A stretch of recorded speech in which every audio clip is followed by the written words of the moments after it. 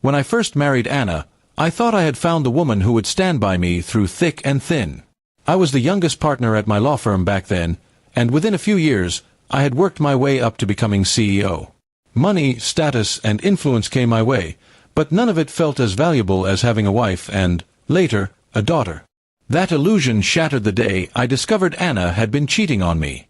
The betrayal was bitter, but what made it worse was the attitude of her family. Instead of showing shame or regret, her family mocked me behind my back and even to my face. They laughed at the idea of a powerful CEO being played for a fool by his own wife. I was stunned at first. For years, I had supported them financially, helped them through debts, and even secured jobs for two of her brothers at firms I partnered with. Their mockery was like salt in an open wound.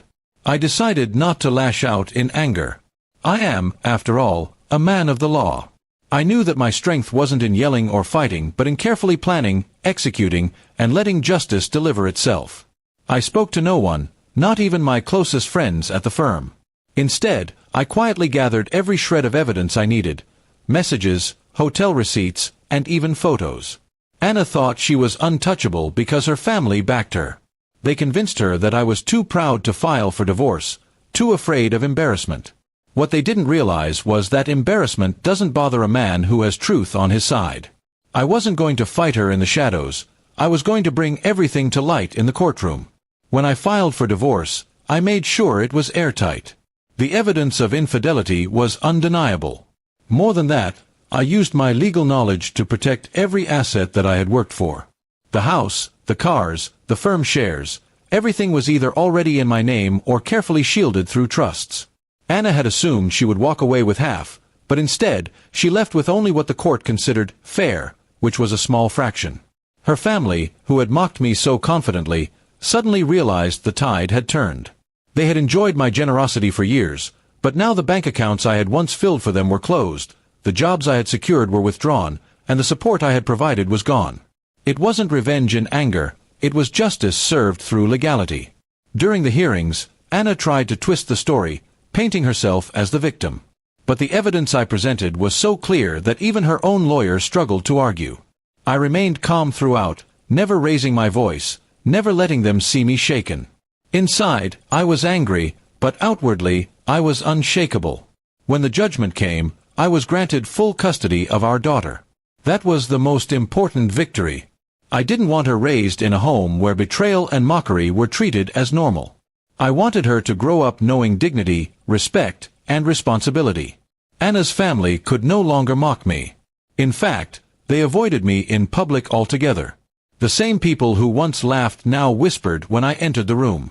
Their pride had been stripped away, not by violence or scandal, but by the very laws they thought I would never use against them.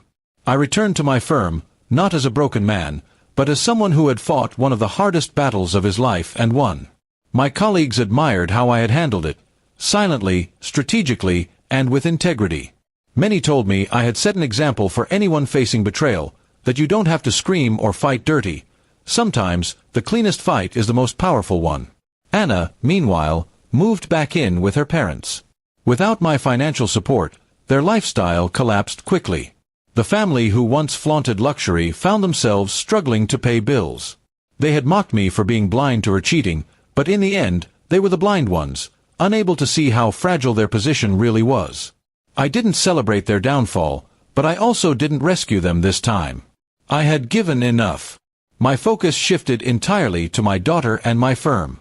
I poured my energy into building a future that was strong and stable, free from the poison of betrayal. Sometimes, people ask me if I would ever forgive Anna or her family. Forgiveness, I've learned, is not about pretending the hurt never happened. It's about refusing to let that hurt control you. I don't carry hate for them, but I also don't carry responsibility for them anymore. They made their choices, and I made mine. In the end, I didn't just win legally, I won my peace. And for a man who once thought he had lost everything, that peace was worth more than all the wealth and titles combined.